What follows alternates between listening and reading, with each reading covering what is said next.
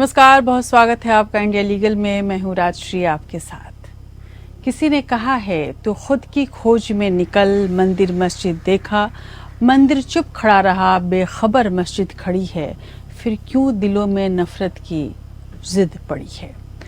जिद नफरत की भले न हो, लेकिन जिद सांस्कृतिक और धार्मिक विरासत की जरूर है। हाल के दिनों में वाराणसी में ज्ञानवापी मस्जिद के अंदर एक शिवलिंग की खोज से एक बार फिर से धर्म, कानून और सियासत के ताने बाने रचे जाने लगे हैं। खुदा की खोज में मंदिर मस्जिद को खोद देने की कवायद चल पड़ी है। गोया भगवान किसी चबूतरे के नीचे या खुदा किसी दीवार की नींव में दबे और छुपे मिले। खुद में भगवान को ढूंढने वाली संस्कृति अब ईंट, मिट्टी, गारे में सृष्टिकर्ता को तलाश रही है। बेसब्र होकर लोग पूछ रहे हैं, कौन से मस्जिद में मैं करूं सजदे, कौन से मंदिर में मत्था टेक आऊं, कौन से पेड़ से मैं बांधूं धागे, कौन से कुएं में मैं मन्नत मांगूं। जी हाँ, आज वाराणसी में काशी विश्वनाथ मंदिर से सटी हुई ज्ञानवापी मस्जिद पर कानूनी जंग छिड़ गई है। कुछ समय पहले वाराणसी की सिविल कोर्ट ने ज्ञानवापी मस्जिद में मां श्रृंगार गौरी स्थल के वीडियो सर्वे का आदेश दिया था। इसके बाद मुस्लिम पक्ष ने इस मामले को लेकर सुप्रीम कोर्ट का दरवाजा खटखटाया है।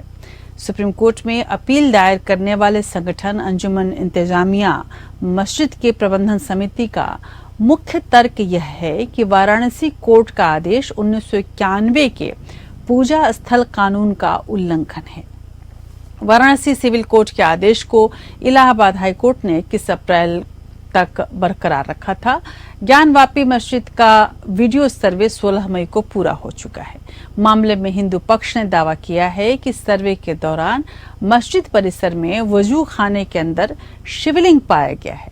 हालांकि मुस्लिम पक्ष ने इस दावे को खारिज कर दिया और कहा कि यह केवल फव्वारा है। बहरहाल, ज्ञानवापी मस्जिद के वजू खाने में शिवलिंग मिलने की बात को इसलिए बल मिला कि ज्ञानवापी असल में मस्जिद नहीं मंदिर था। उधर सर्वे पर मुस्लिम पक्ष ने आपत्ति जताई है और इसे पूरा स्थल कानून का उल्लंघन बताया गया है। सुप्रीम कोर्ट ने अयोध्या राम जन्मभूमि बाबरी मस्जिद विवाद पर अपने फैसले में 1991 के पूजा स्थल अधिनियम का हवाला देते हुए कहा कि 15 अगस्त 1947 के बाद भारत में जो भी धार्मिक स्थल थे, चाहे वो हिंदू, मुस्लिम या सिख के हों, उनमें कोई बदलाव नहीं किया जाएगा। वैसे जुलाई 1991 में बने इस पूजा स्थल अधिनियम से श्री राम जन्मस्थल विवाद को अलग रखा गया था। वैसे अब बड़ी बात यह है कि अब अगर यह सिद्ध हो जाता है कि वहां मस्जिद नहीं मंदिर ही था, तो क्या वहां से ज्ञानवापी मस्जिद को हटाकर काशी विश्वनाथ मंदिर का विस्तार करवाया जाएगा या निर्माण कराया जाएगा? कम से कम पूजा स्थल कानून के रहते तो ये संभव लगता नहीं, क्योंकि ज्ञानवापी 15 अगस्त 1947 से पहले का बना है और एक्ट उसे संरक्षित करता है। ऐसे में सवाल यह भी उठना लाजमी है कि फिर सर्वे का आदेश क्यों? अगर ज्ञानवापी में मंदिर के अवशेष मिल जाते हैं तो क्या होगा? क्या भावनाएं भड़केंगी? क्या हम एक बार फिर से एक अलग तरीके की धर्म की राजनीति देखेंगे? धार्मिक भावनाएं तो तब भी भड़की थी जब साल 1990 के दौरान राम मंदिर आंदोलन हुआ और इस दौरान लाल कृष्ण आडवाणी की रथ यात्रा निकली और बाबरी मस्जिद पर जो मसला था उस पर उन्माद चरम पर रहा। इस माहौल में सभी धार्मिक मान्यता के लोगों की आस्था को सुरक्षित रखने के लिए साल 1991 में पीवी नरसिम्हा राव सरकार ने पूजा स्थल अधिनियम लेकर सबके सामने आई और पूजा स्थल कानून के रहते ज्ञानवापी मस्जिद की जगह मंदिर नहीं बनाया जा सकता। तब मंदिर कब बनाया जा सकता है, ये एक बड़ा सवाल है। मंदिर तब बनाया जा सकता था जब केंद्र सरकार संसद में कोई ऐसा कानून पारित करे जो पूजा स्थल अधिनियम 1991 को खत्म कर दे और उसकी जगह कोई नया कानून बनाए। पूजा स्थल अधिनियम का एक मकसद यह भी है कि धर्मनिरपेक्षता को बढ़ावा मिले। इस एक्ट के पीछे की सोच है कि ऐतिहासिक गलतियों को सुधारने के पूरे पचड़े में हम न पड़ें, लोगों को अपने हाथ में कानून लेकर ऐतिहासिक गलतियों को सुधारने की इजाजत न हो, कल की गलतियों की सजा आज की पीढ़ी को भुगतनी नहीं पड़े। ज्ञानवापी के अलावा देश में 2 बड़े और भी मुद्दे हैं जो कि कोर्ट में लंबित हैं। पहला मथुरा का श्री कृष्ण जन्मभूमि विवाद और दूसरा दिल्ली का कुतुब मीनार विवाद। ज्ञानवापी समेत इन तीनों मामले की सुनवाई अलग अलग कोर्ट में चल रही है। पूजा स्थल कानून से ये स्थल भी संरक्षित हैं क्योंकि ये सभी ऐतिहासिक स्थल हैं। वहीं दावा यह भी है कि देश में ऐसे 900 मंदिर हैं जिन्हें 1192 से 1947 के बीच तोड़कर उनकी जमीन पर कब्जा करके मस्जिद या चर्च बना दिया गया। उनका आखिर क्या होगा? कहा गया है कि कानून देश के नागरिकों में भेदभाव करता है और उनके मौलिक अधिकारों का भी उल्लंघन करता है। पूजा स्थल कानून की संवैधानिक वैधता को सुप्रीम कोर्ट में चुनौती दी गई है।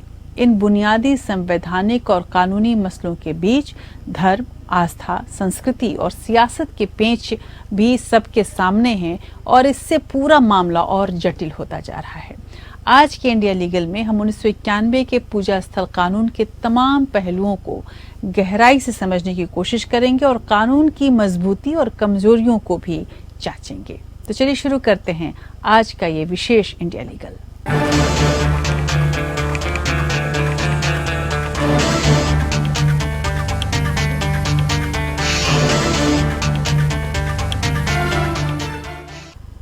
भारत जैसे विविधतापूर्ण देश में हम अभी तक एक साथ आते रहे हैं, गीता और कुरान के सामने सर झुकाते रहे हैं, पूजा और अजान में शिरकत करते रहे हैं। लेकिन इन सब के बावजूद ज्ञानवापी में शिवलिंग के अस्तित्व पर हिंदू और मुस्लिम पक्षों में आपस में ठनी हुई है। 1991 में ही पूजा स्थल कानून बनाने के बाद वाराणसी की ज्ञानवापी मस्जिद का सर्वे कराने को लेकर कोर्ट में याचिका दाखिल की गई थी। इस पर मस्जिद प्रबंधन की ओर से पूजा स्थल कानून का हवाला देते हुए याचिका को खारिज करने की मांग की गई थी। 1993 में इलाहाबाद हाई कोर्ट ने ज्ञानवापी मस्जिद से संबंधित सुनवाई पर रोक लगा दी थी और मौके पर यथास्थिति बरकरार रखने का फैसला सुनाया था।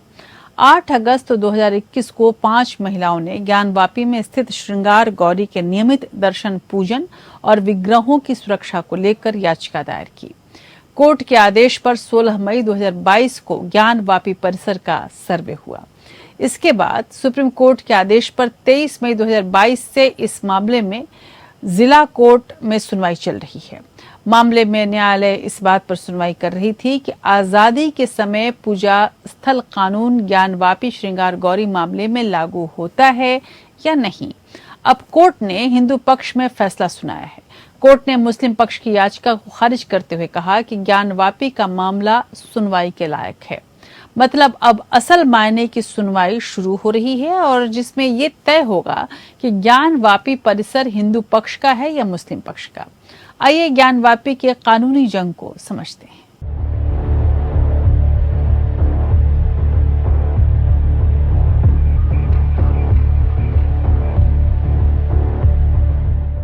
काशी विश्वनाथ मंदिर और ज्ञानवापी मस्जिद का 32 साल पुराना केस एक बार फिर सुर्खियों में है। कोर्ट के आदेश के बाद भारतीय पुरातत्व विभाग ने 24 अगस्त की सुबह ज्ञानवापी मस्जिद परिसर में अदालती आदेश के मुताबिक अपना सर्वे शुरू किया। थोड़ा पीछे चलते हैं। अप्रैल 2021 4 महिलाएं शहर में ज्ञानवापी मस्जिद के बाहर मिली। यहाँ मस्जिद की एक बाहरी दीवार एक अस्थायी हिंदू मंदिर है। यहाँ पार्वती के एक रूप माँ श्रृंगार गौरी की पूजा की जाती है। यहीं से ज्ञानवापी की कानूनी लड़ाई तेज हुई। अगस्त 2021 में दिल्ली स्थित राखी सिंह के साथ मिलकर एक याचिका के लिए अदालत में लगाई गई, जिसमें मांग की गई कि उन्हें पूरे साल मां श्रृंगार गौरी की पूजा करने की अनुमति दी जाए। हालांकि मुकदमा और आगे बढ़ गया, ये तर्क देते हुए कि श्रृंगार गौरी स्थल केवल एक चबूतरा था। वादी ने ज्ञानवापी परिसर के अंदर दृश्य और अदृश्य देवताओं की पूजा करने की अनुमति भी मांगी। फिर मामला बढ़ता गया। दरअसल अगस्त 2021 में 5 महिलाओं ने वाराणसी के सिविल जज सीनियर डिवीजन के सामने एक वाद दायर किया था। इसमें उन्होंने ज्ञानवापी मस्जिद के बगल में बने श्रृंगार गौरी मंदिर में रोजाना पूजा और दर्शन करने की अनुमति देने की मांग की थी। महिलाओं की याचिका पर जज रवि कुमार दिवाकर ने मस्जिद परिसर का एडवोकेट सर्वे कराने का आदेश दिया था।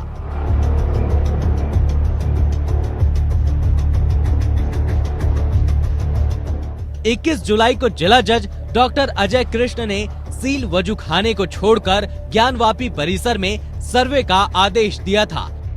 कोर्ट के आदेश पर 2022 में 3 दिन तक सर्वे हुआ था। सर्वे के बाद हिंदू पक्ष ने यहां शिवलिंग मिलने का दावा किया था। दावा था कि मस्जिद के वजूखाने में शिवलिंग है। हालांकि मुस्लिम पक्ष का कहना था कि वो शिवलिंग नहीं बल्कि फव्वारा है जो हर मस्जिद में होता है।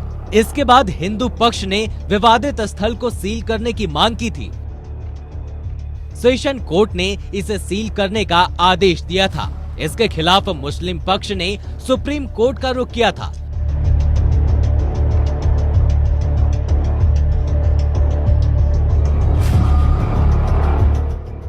सुप्रीम कोर्ट ने केस जिला जज को ट्रांसफर कर इस वाद की पोषणीयता पर नियमित सुनवाई का फैसला सुनाने का निर्देश दिया था। मुस्लिम पक्ष की ओर से ये दलील दी गई थी कि ये प्रावधान के अनुसार और उपासना स्थल कानून 1991 के परिप्रेक्ष्य में ये वाद पोषणीय नहीं है, इसलिए इस पर सुनवाई नहीं हो सकती है।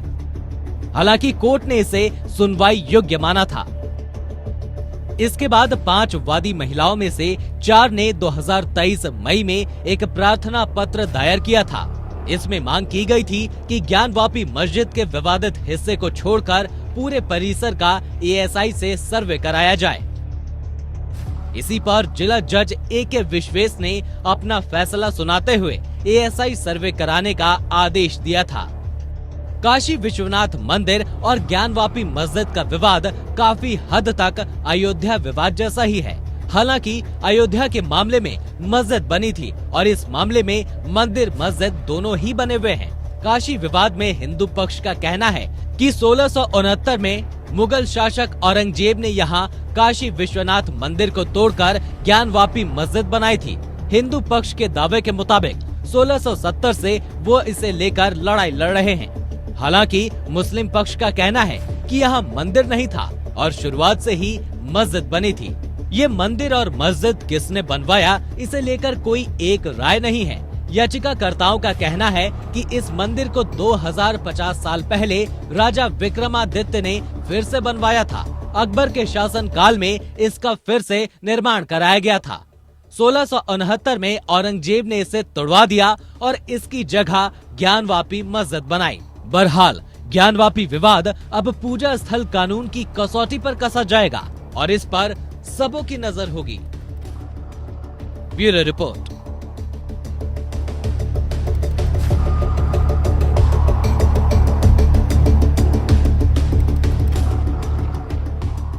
तो जैसा कि अयोध्या राम जन्मभूमि मामले में हुआ, यहाँ भी हिंदू पक्ष का दावा है कि मंदिर के अवशेष पर मस्जिद बनाई गई है।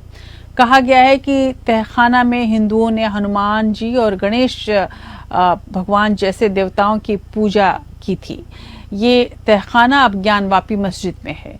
हिंदू पक्ष के वकील कहते हैं कि मंदिर वहां पूजे जाने वाले देवता के होते हैं और उसकी मूर्ति टूट जाने पर भी वह स्वामित्व समाप्त नहीं होता। अयोध्या मामले ने हमें ये सिखाया है कि हिंदू पक्ष श्रृंगार गौरी की दैनिक पूजा के अलावा बैरिकेटिंग की गई क्षेत्र की भी मांग कर रहा है और वहीं मुस्लिम पक्ष का दावा है कि 1992 में बाबरी मस्जिद ढहाया जाने के बाद जिस क्षेत्र में बैरिकेटिंग की गई वहां कोई पूजा नहीं हुई है। इन हालातों में अदालत में भी हिंदू मुस्लिम पक्ष आमने सामने है और बनारस की गंगा जमनी तहजीब भी तनाव में दिख रही है। लेकिन अगर हम बात करें 1991 के प्लेसेस ऑफ वर्शिप एक्ट की, तो ये इसका जो अर्थ है वह यह है कि पूजा स्थल कानून को यदि हम समझें और इसको अगर विस्तार से आपके सामने रखें तो इसमें यह स्पष्ट हुआ है कि सारे विवाद का ताना बाना शायद यहीं से शुरू होता है। सार्वजनिक पूजा स्थलों के 15 अगस्त 1947 से पहले तक की स्थिति की धार्मिक चरित्र की संरक्षण की गारंटी प्रदान करके संसद ने निर्धारित किया कि राज्य पर सभी धर्मों की समानता को आवश्यक रूप से बनाए रखने और संरक्षित रखने का दायित्व है।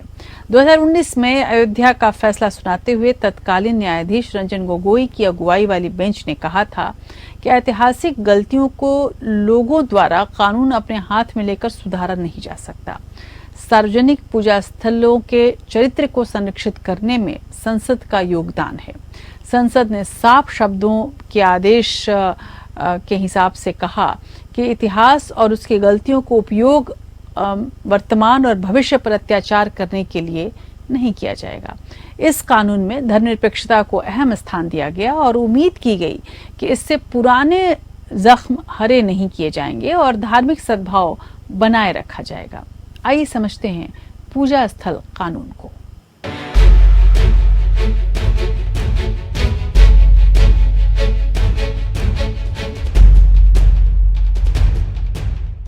जब भी किसी धार्मिक स्थल पर विवाद होता है तो 1991 में लागू किया गया ये पूजा स्थल कानून सुर्खियों में रहता है। ये कानून कई मायनों में अहम है। कानून कहता है कि 15 अगस्त 1947 से पहले अस्तित्व में आए किसी भी धर्म के पूजा स्थल को किसी दूसरे धर्म के पूजा स्थल से नहीं बदला जा सकता। अगर कोई इस एक्ट का उल्लंघन करने का प्रयास करता है तो उसे जुर्माना और 3 साल तक की जेल भी हो सकती है।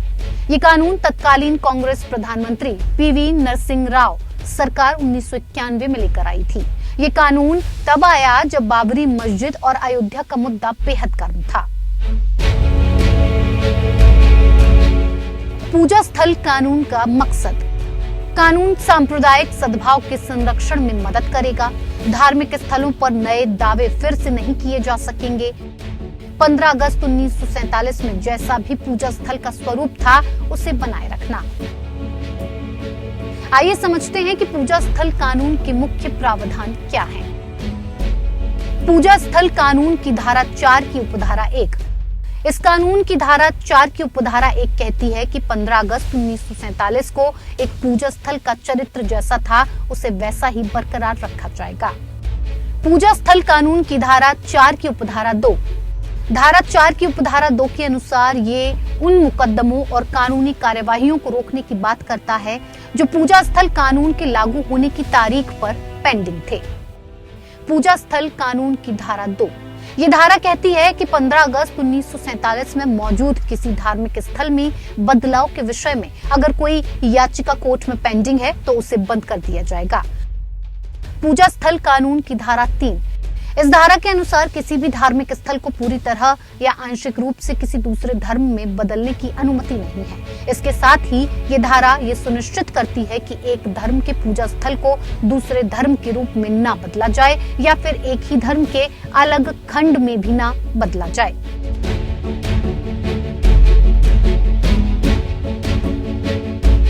पूजा स्थल कानून की धारा 5।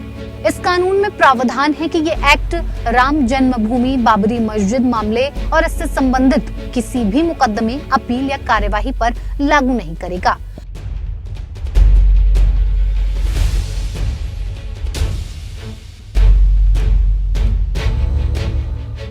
पूजा स्थल कानून की धारा 6।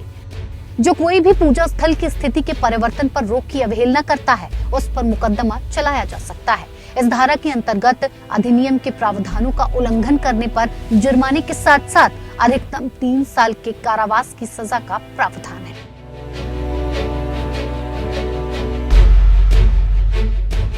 पूजा स्थल कानून तब बनाया गया जब राम मंदिर आंदोलन अपने चरम सीमा पर पहुंचा था।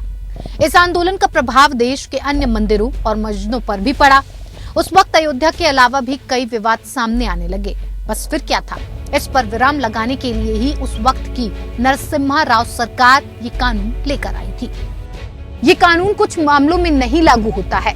ये कानून उन प्राचीन और ऐतिहासिक स्मारकों पर लागू नहीं होगा जो ancient monument and archaeological site अधिनियम 1958 के अंदर आते हैं। उन मामलों पर भी लागू नहीं होता है जिन मामलों के मिल्कियत से जुड़े दावों को साल 1991 से पहले सुलझा दिया गया है।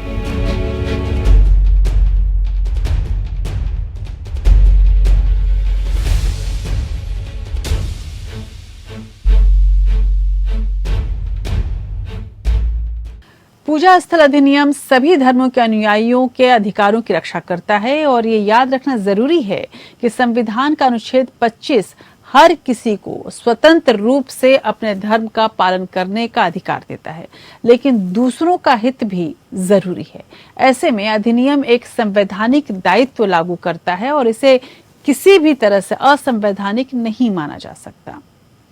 उधर सुप्रीम कोर्ट की यदि हम बात करें तो सुप्रीम कोर्ट में पूजा स्थल अधिनियम 1991 को चुनौती दी गई है। एक जनहित याचिका में इस अधिनियम की वैधता पर सवाल उठाए गए हैं।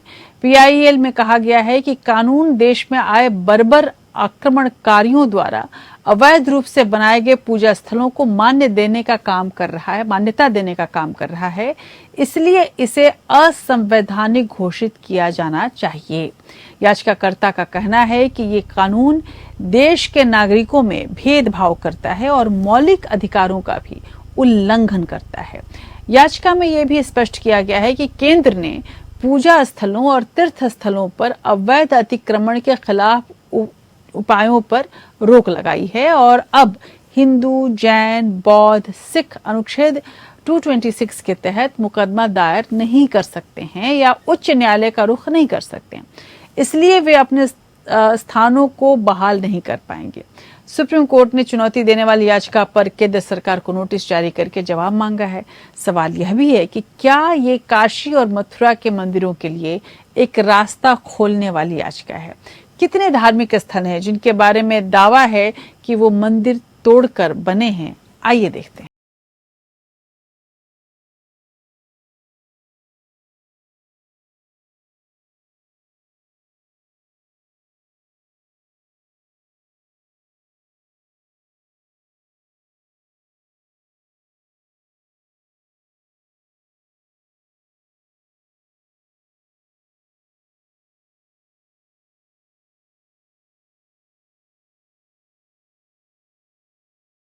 इक्यानवे के कानून के कुछ प्रावधानों की वैधता को चुनौती देने वाली उपाध्याय की याचिका पर केंद्र से जवाब मांगा था। पूजा स्थल कानून 1991 के मुताबिक 15 अगस्त 1947 को धार्मिक स्थलों की स्थिति जैसी थी उन्हें वैसा ही रखा जाए।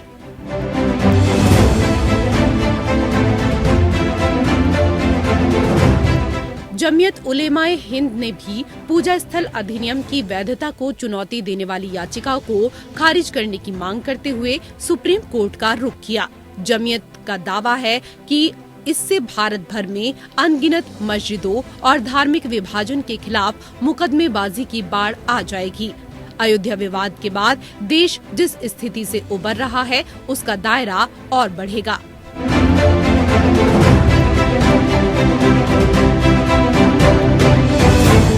ये याचिका किसी धर्म स्थल की दावेदारी को लेकर नहीं की गई है, बल्कि इस याचिका में दावेदारी पर रोक लगाने वाली 1991 के कानून की वैधानिकता को चुनौती दी गई है। याचिकाकर्ता अश्वनी उपाध्याय ने कानून को भेदभावपूर्ण और मौलिक अधिकारों का उल्लंघन बताते हुए चुनौती दी है। याचिका में इस कानून की धारा 2, 3, 4 को रद्द करने की मांग की गई है।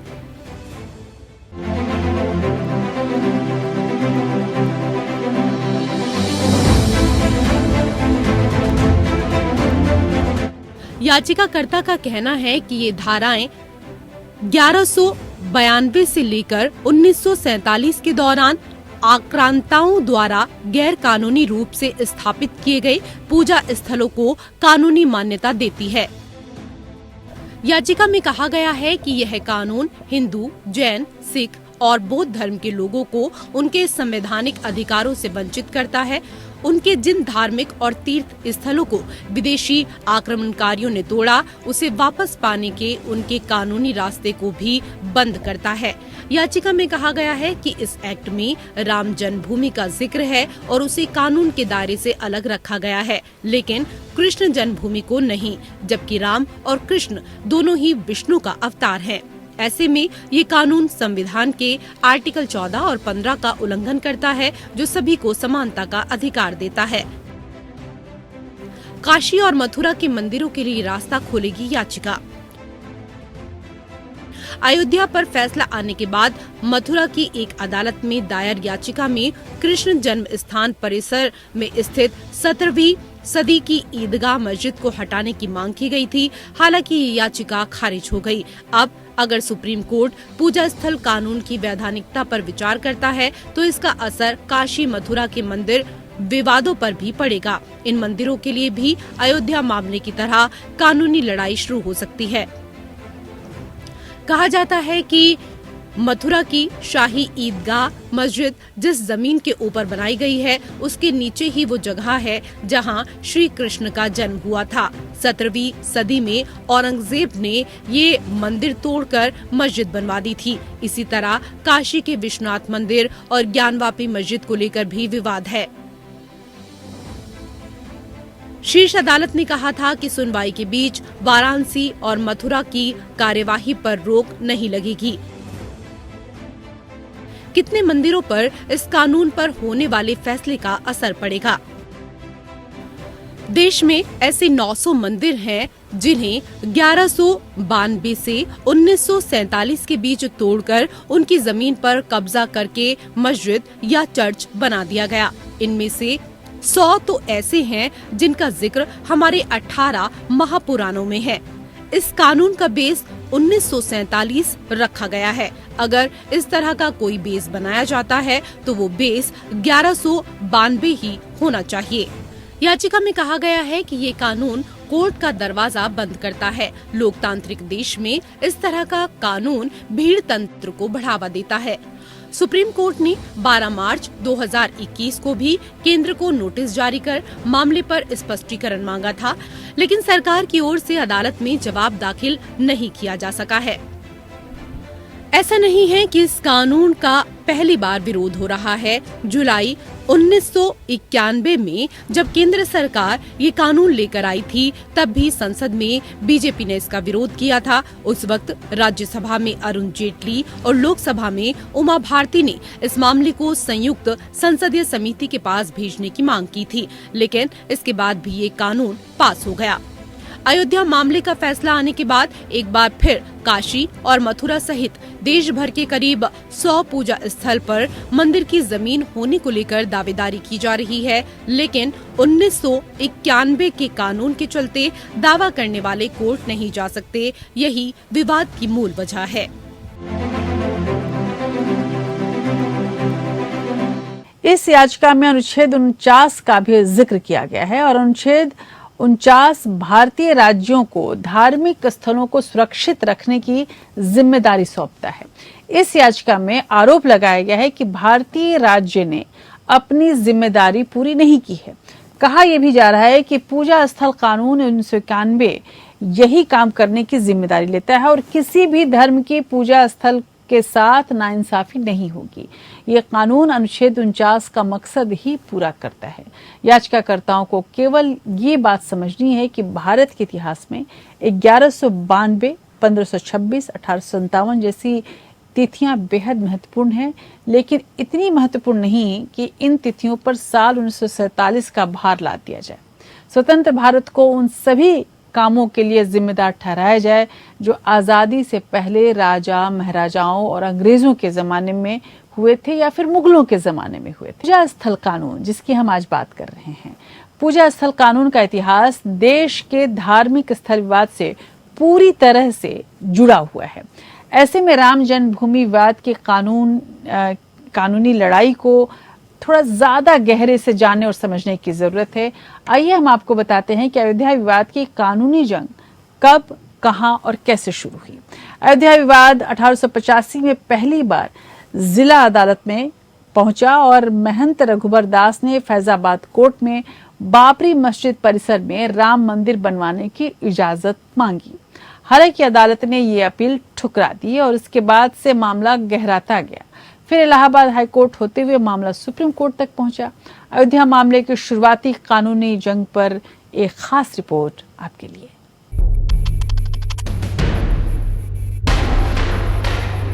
राम मंदिर बाबरी मस्जिद का राज इतिहास के पन्नों में छुपा है। ऐसा माना जाता है कि 1528 में अयोध्या में एक ऐसे स्थल पर मस्जिद का निर्माण किया गया जिसे हिंदू भगवान राम का जन्म स्थल मानते हैं। ये कहा जाता है कि ये मस्जिद मुगल बादशाह बाबर ने बनवाई थी, जिसकी वजह से इसे बाबरी मस्जिद कहा जाता था। मुख्य रूप से इस विवाद की शुरुआत 1949 में हुई, जब भगवान राम की मूर्तियां मस्जिद में पाई गईं। हिंदुओं का कहना था कि भगवान राम प्रकट हुए हैं, जबकि मुसलमानों ने आरोप लगाया है कि यहाँ पर किसी ने मूर्तियां रखी हैं। मामले की गंभीरता को देखते हुए सरकार ने इस जगह को विवादित घोषित करते हुए यहाँ ताला लगा दिया। 16 जनवरी 1950 को गोपाल सिंह विरासत नाम के शख्स ने फैजाबाद के सिविल जज के सामने अर्जी दाखिल कर यहाँ पूजा की इजाजत मांगी। अदालत ने इसकी इजाजत दे दी। इसके खिलाफ मुसलमानों की ओर से अदालत में एक अर्जी दायर की गई। 5 सितंबर 1950 में महंत परमदास रामचंद्र दास ने हिंदू प्रार्थनाएं जारी रखने और बाबरी मस्जिद में राम मूर्ति को रखने के लिए मुकदमा दायर किया। मस्जिद को ढांचा नाम दिया गया। 17 दिसंबर 1959 को निर्मोही अखाड़ा ने विवादित स्थल को स्थानांतरित करने के लिए अदालत में मुकदमा दायर किया। 18 दिसंबर 1961 को सुन्नी वक्फ बोर्ड ने विवादित जमीन के मालिकाना हक को लेकर मुकदमा दायर किया। उधर एक याचिका पर सुनवाई करते हुए फैजाबाद के जिला जज ने 1 फरवरी 1986 को हिंदुओं को पूजा करने की इजाजत देते हुए ढांचे पर से ताला हटाने का आदेश दिया। इसके विरोध में बाबरी मस्जिद संघर्ष समिति का गठन हुआ। 1986 में विवादित स्थल को श्रद्धालुओं के लिए खोला गया। 1986 में ही बाबरी मस्जिद एक्शन कमेटी का गठन किया गया। 9 नवंबर 1979 में तत्कालीन प्रधानमंत्री राजीव गांधी की सरकार ने बाबरी मस्जिद के नजदीक शिलान्यास की इजाजत दी। फिर 25 सितंबर 1990 को तत्कालीन बीजेपी अध्यक्ष लाल कृष्ण आडवाणी ने सोमनाथ से उत्तर प्रदेश के अयोध्या तक रथ यात्रा निकाली। 6 दिसंबर 1992 को विवादित ढांचा गिरा दिया गया। इस घटना के बाद देश भर में हिंदू मुसलमानों के बीच दंगे भड़क गए, जिनमें करीब 2000 लोग मारे गए। इसके बाद नवंबर में आडवाणी को बिहार के समस्तीपुर में गिरफ्तार कर लिया गया। बीजेपी ने तत्कालीन प्रधानमंत्री वीपी सिंह की सरकार से समर्थन वापस ले लिया। अक्टूबर 1991 में उत्तर प्रदेश में कल्याण सिंह सरकार ने बाबरी मस्जिद के आसपास की 2.77 एकड़ जमीन को अपने अधिकार में ले लिया। फिर 16 दिसंबर 1992 को मामले की जांच के लिए लिब्रान आयोग का गठन हुआ। जुलाई 2009 में आयोग ने अपनी रिपोर्ट तत्कालीन प्रधानमंत्री मनमोहन सिंह को सौंपी। 1994 में इलाहाबाद हाई कोर्ट की लखनऊ पीठ में विवादित ढांचे के विध्वंस पर केस चलना शुरू हुआ। 4 मई 2001 को अदालत ने लाल कृष्ण आडवाणी, मुरली मनोहर जोशी सहित 13 बीजेपी नेताओं पर से साजिश के आरोप हटा दिए। 1 अप्रैल 2002 को अयोध्या के विवादित स्थल पर मालिकाना हक को लेकर इलाहाबाद हाई कोर्ट ने सुनवाई शुरू की। 5 मार्च 2003 इलाहाबाद हाई कोर्ट ने आर्कियोलॉजिकल सर्वे ऑफ इंडिया को अयोध्या में खुदाई का निर्देश दिया ताकि मंदिर या मस्जिद का प्रमाण मिल सके। 22 अगस्त 2003 भारतीय पुरातत्व सर्वेक्षण विभाग यानी आर्कियोलॉजिकल सर्वे ऑफ इंडिया ने अयोध्या में खुदाई के बाद इलाहाबाद हाई कोर्ट में रिपोर्ट पेश की। एएसआई की रिपोर्ट में कहा गया कि मस्जिद के नीचे 10वीं सदी के मंदिर के अवशेष मिले हैं। इस रिपोर्ट को all India Muslim personal law board ने चैलेंज किया। 30 सितंबर 2010 इलाहाबाद हाई कोर्ट की लखनऊ पीठ ने ऐतिहासिक फैसला सुनाया। फैसले के तहत विवादित जमीन को 3 हिस्सों में बांटा गया। इसमें से एक हिस्सा राम मंदिर, दूसरा सुन्नी वक्फ बोर्ड और तीसरा निर्मोही अखाड़े को मिला। इलाहाबाद हाई कोर्ट की 3 जज की बेंच ने इस फैसले को किसी भी पक्ष ने नहीं माना और उसे सुप्रीम कोर्ट में चुनौती दी गई। सुप्रीम कोर्ट ने 9 मई 2011 को इलाहाबाद हाई कोर्ट के इस फैसले पर रोक लगा दी। 27 सितंबर 2018 सुप्रीम कोर्ट ने कहा कि मस्जिद इस्लाम का अनिवार्य अंग नहीं है और केस को बड़ी बेंच में भेजने से इनकार कर दिया। अब सारी निगाहें अदालत पर टिकी हैं, जहां पर मामला चल रहा है और अंतिम फैसला यहीं से आना है। Bureau report, APN।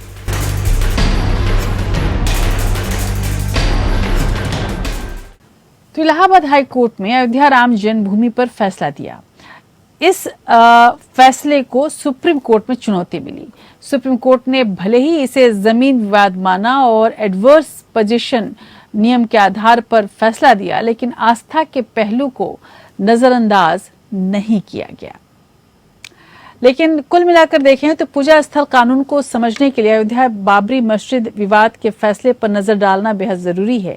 भले ही इस फैसले में 1991 के पूजा स्थल कानून को अपवाद माना गया, लेकिन धर्मनिरपेक्षता के उसूलों पर इसे भी सहेजने की कोशिश हुई।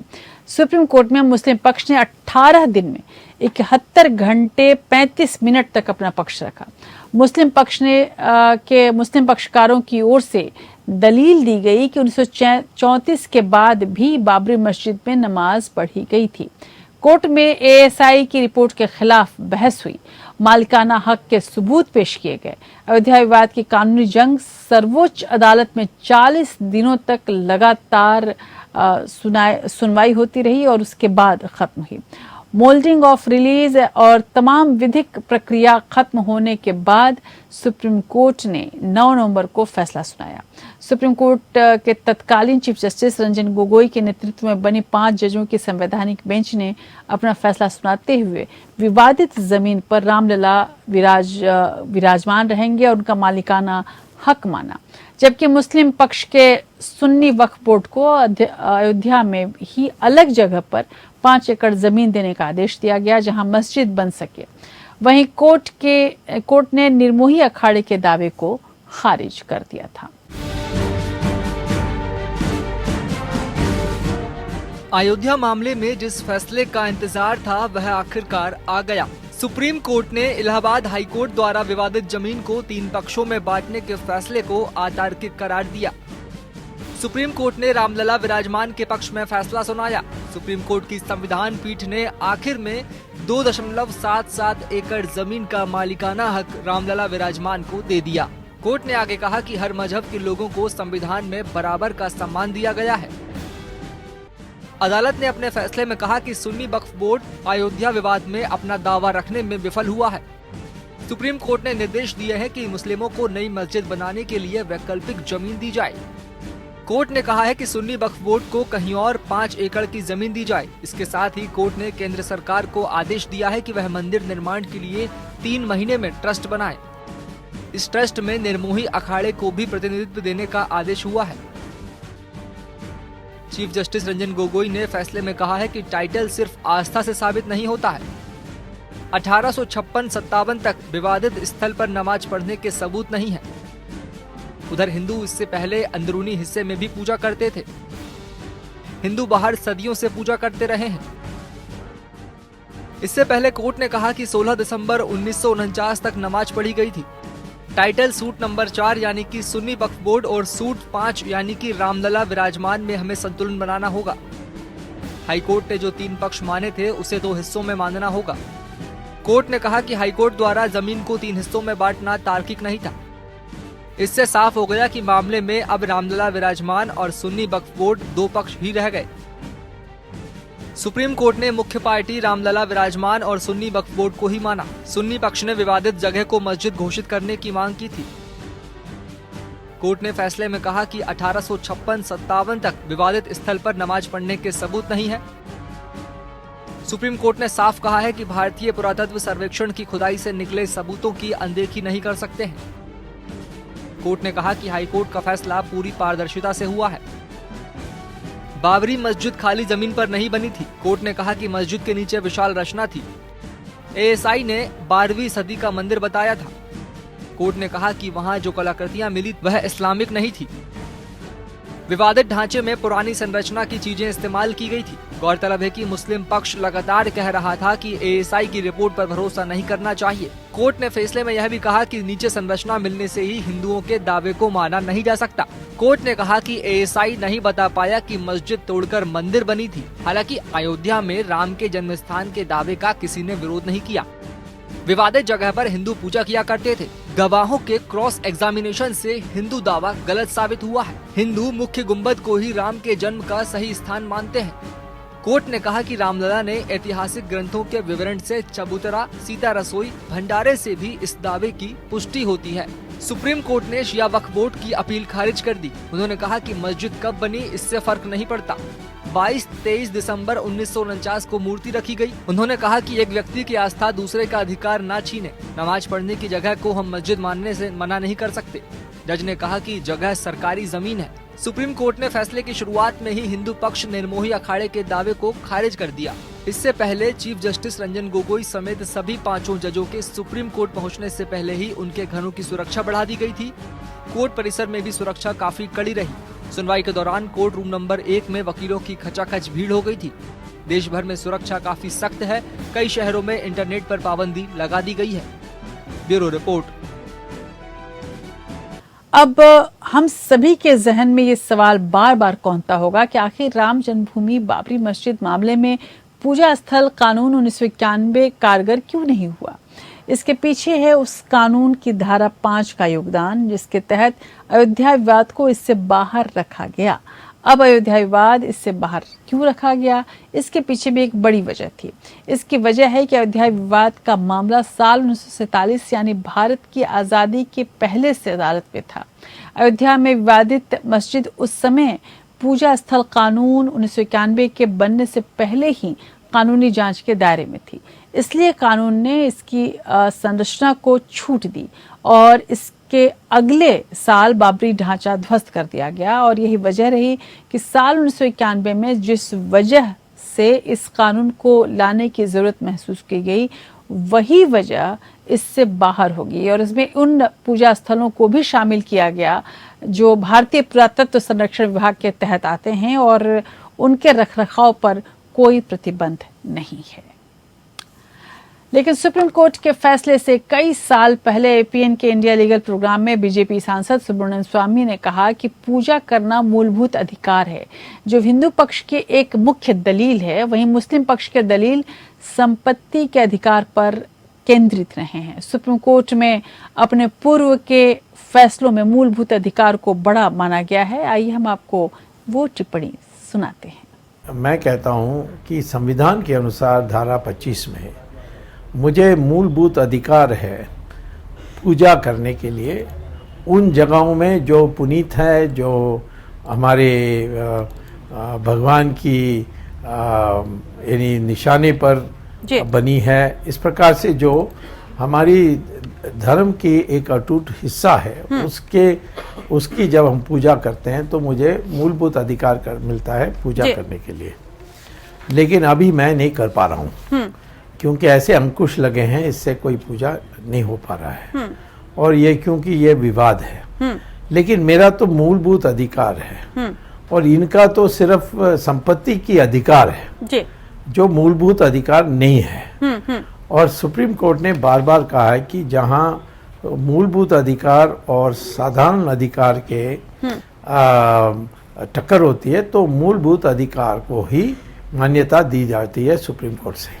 तो मथुरा में भी विवाद मंदिर मस्जिद का है। माना जाता है कि श्री कृष्ण जन्म स्थान मंदिर वही जगह है जहां भगवान श्री कृष्ण ने क्रूर राजा कंस के जेल में खुद को प्रकट किया था। इसके बाद अपने पिता वसुदेव और मां देवकी को मुक्त कराकर ले गए थे। विवाद की शुरुआत लगभग 350 साल पहले हुई थी, जब दिल्ली की गद्दी पर औरंगजेब का शासन हुआ करता था। कहा जाता है कि 1617 में औरंगजेब ने मथुरा के श्री कृष्ण जन्म स्थान को तोड़ने का आदेश जारी किया था।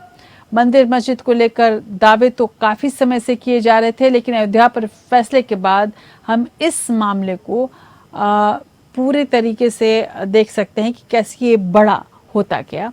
इससे हवा मिलनी शुरू हो गई। अयोध्या पर सुप्रीम कोर्ट में राम मंदिर के पक्ष में फैसला आया। इसके बाद से ही काशी और मथुरा को लेकर आवाजें उठनी शुरू हो गई थी। दिसंबर 2022 में मथुरा सिविल जज ने एक आदेश में शाही ईदगाह मस्जिद का जमीनी सर्वे कराने का निर्देश दिया। मथुरा की शाही ईदगाह मस्जिद को लेकर एक याचिका दायर की गई थी, जिसमें मस्जिद को दूसरी जगह शिफ्ट करने की मांग की गई थी। हिंदू पक्ष का बड़ा दावा है कि इस जगह पहले मंदिर हुआ करता था, जिस पर कब्जा करके मस्जिद बना दिया गया है। कोर्ट ने इसी याचिका पर जगह का सर्वे करने का आदेश दिया था और आदेश के खिलाफ मुस्लिम पक्ष ने अदालत का दरवाजा खटखटाया, जिसके बाद सर्वे के आदेश को होल्ड पर रखा गया है। श्री कृष्ण जन्मस्थान और शाही मस्जिद ईदगाह का विवाद न्यायालय में पूजा स्थल अधिनियम 1991 और परिसीमन अधिनियम के तर्क और वितर्कों में उलझ गया है। ईदगाह पक्ष बार बार पूजा स्थल अधिनियम के तहत ये वाद न्यायालय में न चलने योग्य करार दे रहा है, जबकि वादी पक्ष का तर्क है कि ये स्थल तो इस अधिनियम के तहत आता ही नहीं है, इसलिए वर्तमान में चल रहे 10 वादों में ज्यादातर में पोषणीयता के बिंदु पर ही पहले सुनवाई हो रही है। दरअसल परिसीमा अधिनियम 1963 कहता है कि किसी भी समझौते पर आपत्ति समझौते की अवधि के 3 वर्ष के अंदर दाखिल की जा सकती है। इसके बाद इस पर कोई सुनवाई नहीं होगी। ये अवधि कानूनी उलझन पैदा कर रहा है, इसमें कोई शक नहीं।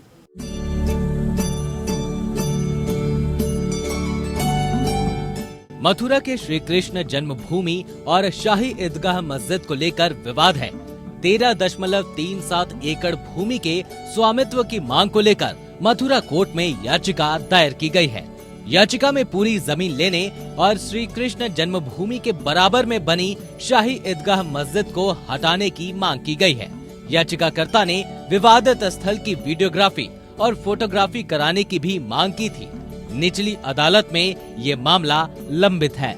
शाही ईदगाह मस्जिद मथुरा शहर में श्री कृष्ण जन्मभूमि मंदिर परिसर से सटी हुई है। 12 अक्टूबर 1968 को श्री कृष्ण जन्मस्थान सेवा संस्थान ने शाही मस्जिद ईदगाह ट्रस्ट के साथ एक समझौता किया। समझौते में 13.37 एकड़ जमीन पर मंदिर और मस्जिद दोनों के बने रहने की बात है। पूरा विवाद इसी 13.37 एकड़ जमीन को लेकर है। इस जमीन में से 10.9 एकड़ जमीन श्री कृष्ण जन्मस्थान और 2.5 एकड़ जमीन शाही ईदगाह मस्जिद के पास है। इस समझौते में मुस्लिम पक्ष ने मंदिर के लिए अपने कब्जे की कुछ जगह छोड़ी और मुस्लिम पक्ष को बदले में पास में ही कुछ जगह दी गई थी। अब हिंदू पक्ष पूरी 13.37 एकड़ जमीन पर कब्जे की मांग कर रहा है। ऐसा कहा जाता है कि औरंगजेब ने श्री कृष्ण जन्मस्थली पर बने प्राचीन केशवनाथ मंदिर को नष्ट करके उसी जगह 1669-70 में शाही ईदगाह मस्जिद का निर्माण कराया था। 1770 में गोवर्धन में मुगलों और मराठाओं में जंग हुई। इसमें मराठा जीते।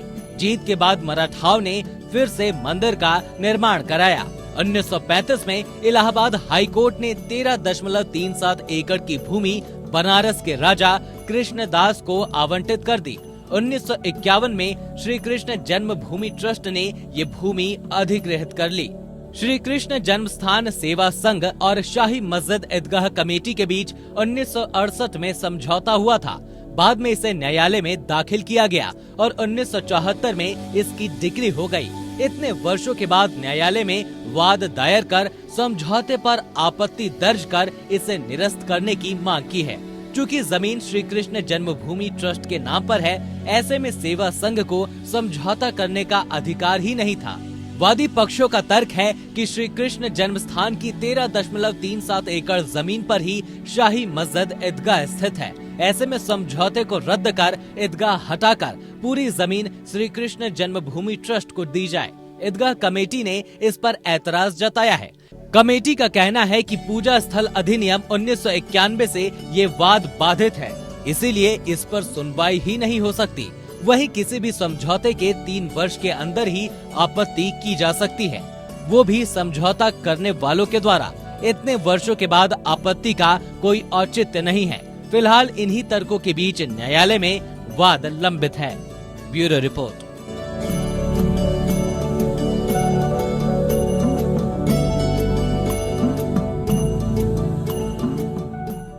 लेकिन 2 साल पहले काशी में कॉरिडोर को बनाए जाने को लेकर जब जोर शोर से काम चल रहा था, तो उसके साथ ही विरोध के स्वर भी उठने लगे।